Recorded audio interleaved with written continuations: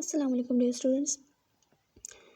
आज हम लिपिड्स का दूसरा पार्ट पढ़ेंगे जिसमें हम लिपिड्स की बाकी टाइप्स पढ़ेंगे। पिछले लेक्चर में हम लोगों ने उसकी एक टाइप ट्राइएसाइल कोलेस्ट्रॉल को स्टडी किया था। अब हम पढ़ेंगे फॉस्फोलिपिड्स। फॉस्फोलिपिड्स में एक कोलेस्ट्रॉल मॉलिक्यूल इंक्लूड है, 2 फैटी एसिड्स इंक्लूड होते हैं। ट्राइएसाइल कोलेस्ट्रॉल में हम लोगों ने पढ़ा था कि एक कोलेस्ट्रॉल मॉलिक्यूल और 3 फैटी एसिड्स इंक्लूड होते हैं। यहाँ फॉस्फोलिपिड्स में 2 फैटी एसिड्स इन्वॉल्व हैं और इसके अलावा एक इसमें फॉस्फोरिक एसिड भी इन्वॉल्व होता है। और फॉस्फोरिक एसिड के साथ कोलिन, इनोसिटोल, इथेनोलामाइन एंड सेरीन, इनमें से कोई एक कंपाउंड अटैच होगा। फॉर एग्जांपल फॉस्फोडिडाइल कोलिन, ये हमारे पास सबसे कॉमन फॉस्फोलिपिड है क्योंकि इसमें फॉस्फोरिक एसिड के साथ कोलिन अटैच होता है। अगर हम लोग फॉस्फोलिपिड की स्ट्रक्चर की बात करें तो फॉस्फोलिपिड का एक हेड है और 2 टेल्स होती हैं। जो इसका हेड होता है ये पोलर होता है, यानी ये हाइड्रोफिलिक होता है और ये वाटर में सोल्यूबल होता है। और जो इसकी टेल्स होती हैं ये नॉन पोलर होती हैं, यानी ये हाइड्रोफोबिक होती हैं और ये वाटर में इनसॉल्युबल होती हैं। इसके हेड वाले रीजन में फॉस्फेट पार्ट होता है। इसके हेड वाले रीजन में फॉस्फेट पार्ट होता है और जो इसकी टेल्स हैं, यहाँ जो इसका फैटी एसिड वाला पार्ट है, जो हमने फैटी एसिड्स इसमें इंक्लूड होते हैं, वो पार्ट इसका टेल्स की तरफ होता है और नॉन पोलर होता है। और हेड की तरफ इसका फॉस्फेट पार्ट अटैच है, फॉस्फोरिक एसिड या फॉस्फेट।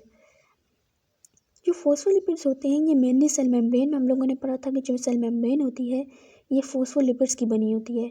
इसमें फॉस्फोलिपिड बाइलेयर प्रेजेंट होती है सेल मेम्ब्रेन्स में। तो फॉस्फोलिपिड्स बहुत इंपॉर्टेंट रोल प्ले करते हैं सेल मेम्ब्रेन्स में।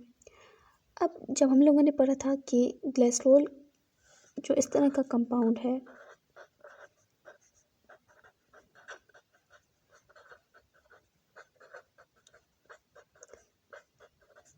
इस कोलेस्ट्रॉल के साथ 2 फैटी एसिड आ जाते हैं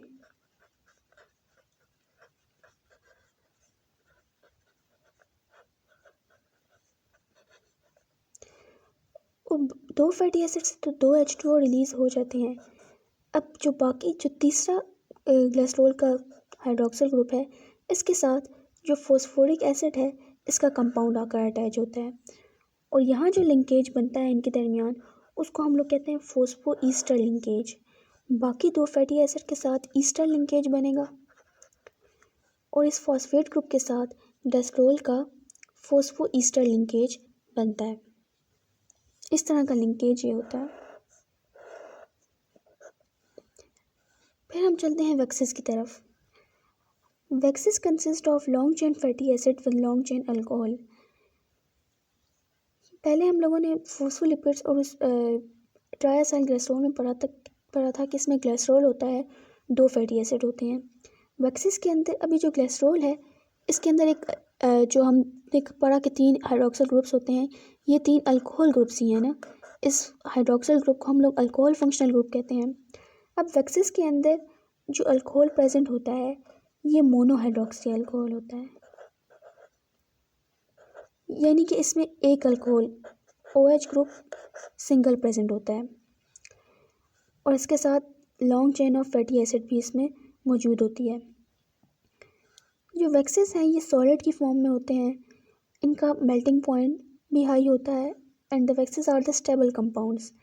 और ये जो वैक्सेस हैं ये हाईली हाइड्रोफोबिक कंपाउंड्स होते हैं, यानी कि वाटर में इनसॉल्युबल होते हैं। हाइड्रोफोबिक का मतलब है वाटर फेयर, तो ये वाटर में इनसॉल्युबल होंगे। वैक्सेस की फिर आगे 2 टाइप्स हैं, नेचुरल वैक्सेस और सिंथेटिक वैक्सेस। तो नेचुरल वैक्सेस है, इसको हम लोग कहते हैं सिंपल लिपिड्स। ये सिंपल लिपिड्स ही होते हैं। For example beeswax such as honeycomb and cutin. Cutin leaf की सरफेस पर एक लेयर होती है जो कि लीफ को प्रोटेक्ट करती है। इसके अलावा जो वैक्सेस होती हैं ये वाटरप्रूफ की फॉर्म में एक्ट करती है, ये हमें इंसुलेशन प्रोवाइड करती है।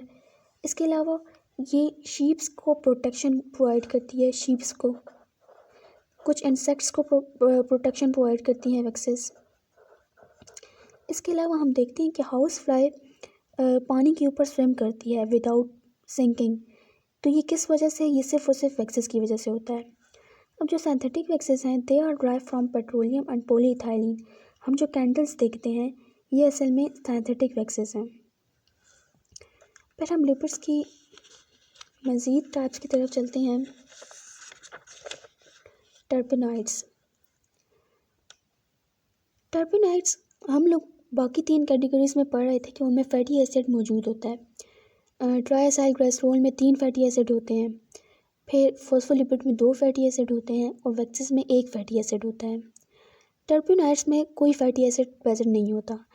टर्पेनाइड्स are consist of isoprene units. Isoprene unit ये 5 कार्बन्स का एक यूनिट है, 1 2 3 4 एंड 5। इसमें 5 कार्बन्स प्रेजेंट होते हैं।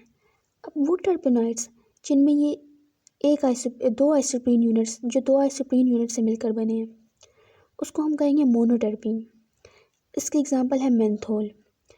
वो टर्पेनाइड्स जो कि 4 आइसोप्रीन यूनिट से मिलकर बने हैं उसको हम कहेंगे डाइटर्पीन। इसकी एग्जांपल है विटामिन ए एंड फाइटोल। वो टर्पेनाइड्स जो कि 6 आइसोप्रीन यूनिट से मिलकर बने हैं, ये एक आइसोप्रीन यूनिट है।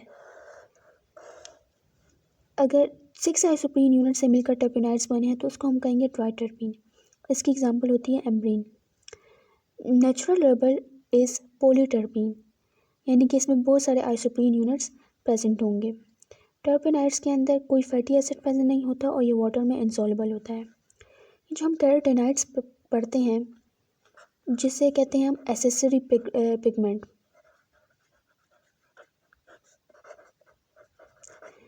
ये हम चैप्टर 4 में पढ़ेंगे कि ऐसे हम एसेसरी पिगमेंट क्यों कहते हैं। ये जो क्लोरोफिल होता है ये उसको ऑक्सीडेशन से बचाते हैं कैरोटेनॉइड्स, क्लोरोफिल बी के साथ मिलकर क्लोरोफिल ए को बचाते हैं।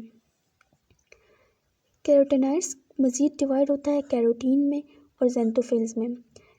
कैरोटीन के अंदर ऑरेंज, रेड या ब्राउन कलर के पिगमेंट्स प्रेजेंट होते हैं और जेंथोफिल्स के अंदर येलो कलर के पिगमेंट्स प्रेजेंट होते हैं।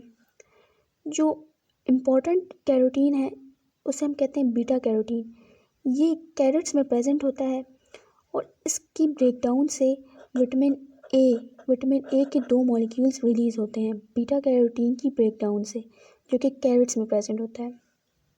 जो जेंथोफिल्स होते हैं ये येलो कलर के पिगमेंट हैं and the most important xanthophylls are lutein and lutein are responsible for yellow colour of foliage in autumn. इसके बाद हमारे पास एक क्लास है लिपिड्स की, स्टेरॉइड्स। स्टेरॉइड्स में भी कोई फैटी एसिड प्रेजेंट नहीं होता and steroids are made up of 4 fuse rings of 17 carbons, यानी कि इसमें 4 फ्यूज रिंग्स प्रेजेंट हैं।